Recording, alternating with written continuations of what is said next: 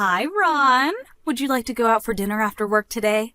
I'd be even happier if you got a reservation at a restaurant with a view. Miss Cross? Please, call me Pam. I'm sorry, but I have a meeting with our branch overseas at night today. I have to stay after work since there's a time difference. Not only that, but I'm trying not to go drinking or eating with other women. It's no use no matter how many times you invite me. What? How many times have you turned me down like this until now? Let's just try and go out once, okay? I need to get back to work, so goodbye. Ron! Come on!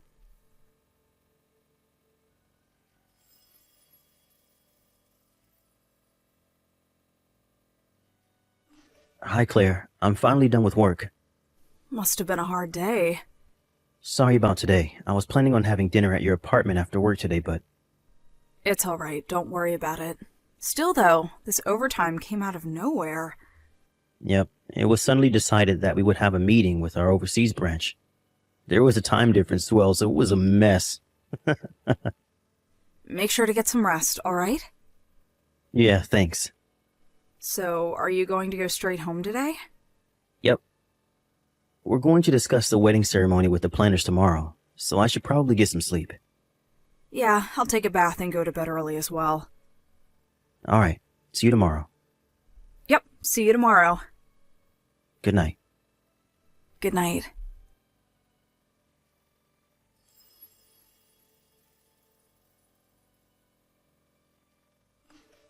Hi, Claire. You probably still have no boyfriend because you're so ugly, right? Oh, it's you again, Pam. What do you mean it's you again? I've told you this 1,000 times. I cut ties with you and everyone else in my family once I graduated high school and was kicked out of home. Haven't you noticed that just because you got my new phone number from my friends who didn't know what happened doesn't mean I'm gladly welcoming your texts? Of course! That's why I'm texting you.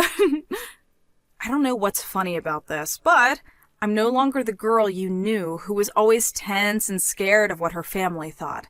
Even if you insult me like you used to back home, I just don't care what you have to say anymore. Huh? If that's fine with you, then all right. I'll reply to your texts, but I think we'll just be wasting each other's time.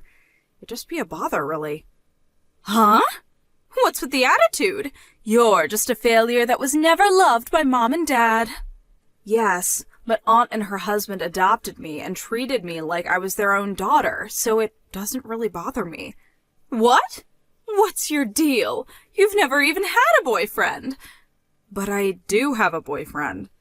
What? There's something I need to take care of now. Bye. Hey, you really surprised me. There's no way an ugly woman like you could ever get a boyfriend. You're lying. I, on the other hand, am on good terms with the son of a CEO. I can't quite take our relationship to the next step, which is a bit bothersome, though. But this is without a doubt proof that I'm important to him. The way he's so stoic and strict is a sign that he's going to be a good husband once we get married. So there's no need to worry. I want to be the wife of a CEO so bad.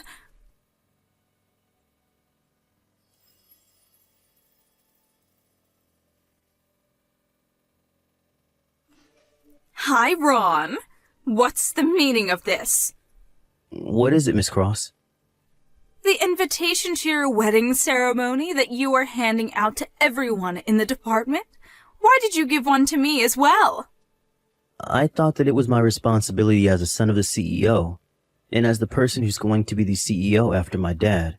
My fiancé agreed to it as well, so it was decided that I would invite everyone in the company to our wedding reception. Of course, I'm not forcing anyone to come, and it won't affect your standing at work either, so it's fine if you don't go. That's not what I'm talking about. What do you mean you're getting married?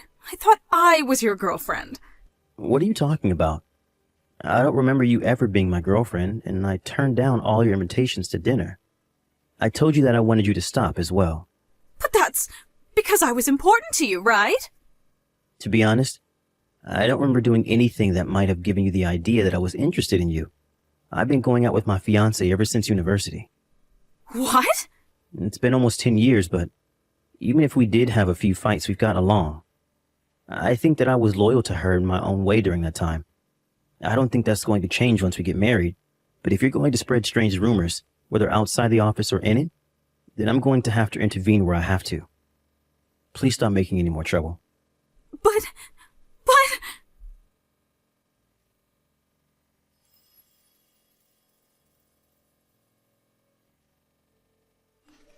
Hold on. What's the meaning of this? Why are you at this wedding? This is supposed to be Ron's wedding, right? I get it now.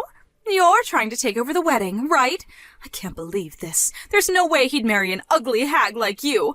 It's no use trying to seduce the groom when he's the son of a CEO. The only person who's allowed to destroy this wedding is his true lover, me. I'm the one who's going to stand next to him wearing a wedding dress. I won't let you bother us. I'll kick you out no matter what.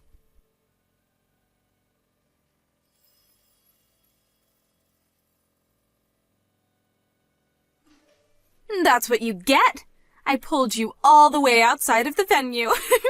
I came up with it on the fly, but me rubbing balls of dirt I made from the flower bed was effective as well. That was so fun! No, not only can you no longer enter the venue, but you won't be able to show yourself to Ron. That was you, Pam? Yep. Did you not notice because I had gotten so much prettier? I can vaguely recognize you, but I was surprised because the evil determination on your face was so evident. What? I just told Ron what you did to me. Huh? So what if you told him? He's not going to help someone like you even if you did. On the other hand, he is going to treat me like a hero now for saving his wedding. There's no way a hag like you could ever be a bride. Oh my, this might be my chance. Pam, did you read the names of the bride and groom on the wedding invitation? What?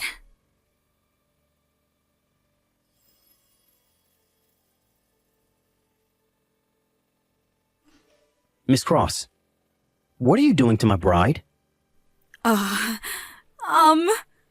just got to Claire. She was covered in dirt. This is horrible. What's going on? Claire told you, right? Look at the names of the bride and groom on the wedding. Okay.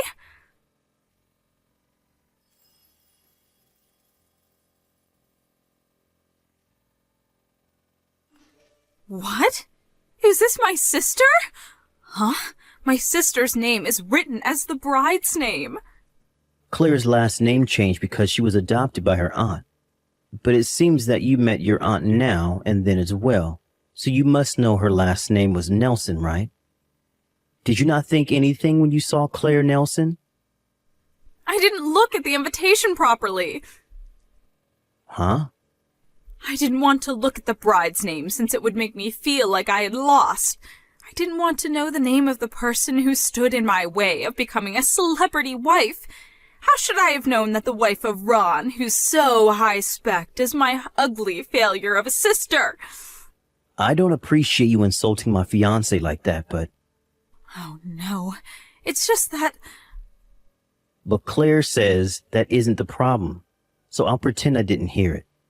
You understand now, though, right? My fiancée, Claire, is your sister. That's impossible.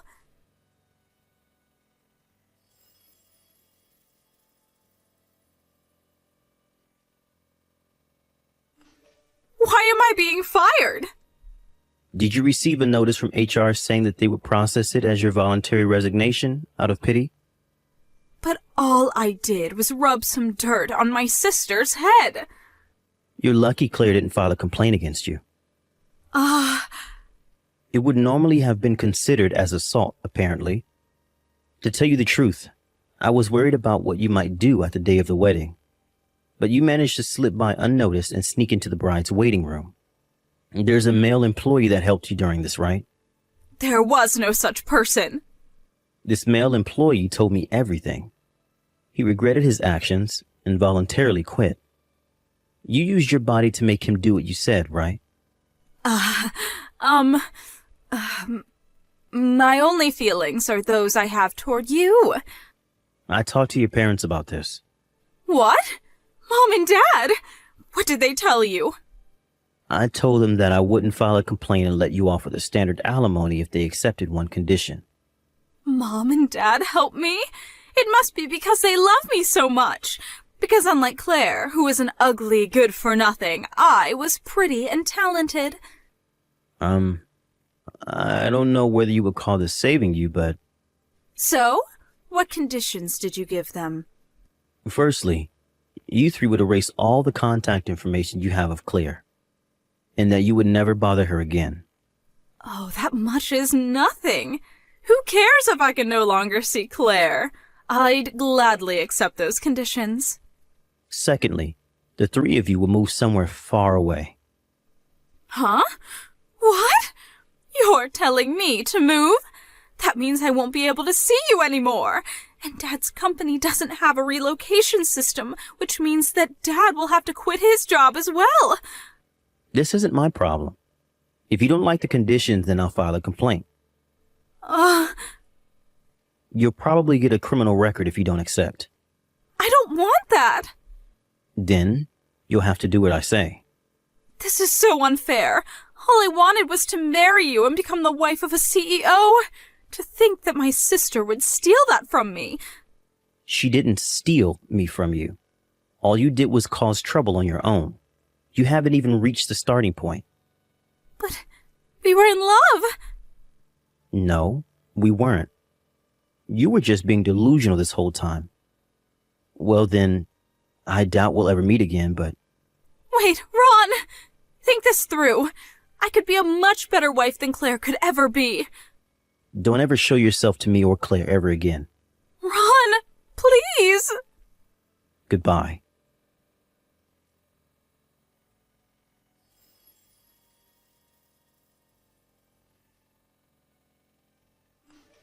The wedding ceremony was successfully held thanks to the work of the staff. We turned in our marriage papers as well that day. We wrote Claire's aunt and her husband's names as our guarantors, since they had shown up to the wedding as Claire's parents. The alimony I asked for Miss Cross was also paid. Apparently, they got the money by selling their house that was already 80 years old. According to Claire, her former parents loved Pam so much that they probably spent a fortune on her, and so couldn't save up for their retirement. For now it seemed that they're going to live off Pam's father's retirement money. But it was revealed that her parents were actually in debt. Pam was forced to help in paying back the debt, and so she now works multiple part-time jobs nonstop. Apparently one of these jobs is working at a brothel. Why am I not surprised? After all, she did get one of the male employees at the wedding to do what she said by selling him her body. Anyways, Pam was able to pay back their debt quicker than anyone would have guessed, since apparently her job at the brothel actually paid pretty well. She now spends every day more or less in the same manner, work a few hours during the day, and work a few more hours at night at the brothel. Apart from losing a few friends after the incident, things more or less seem to have worked out for her.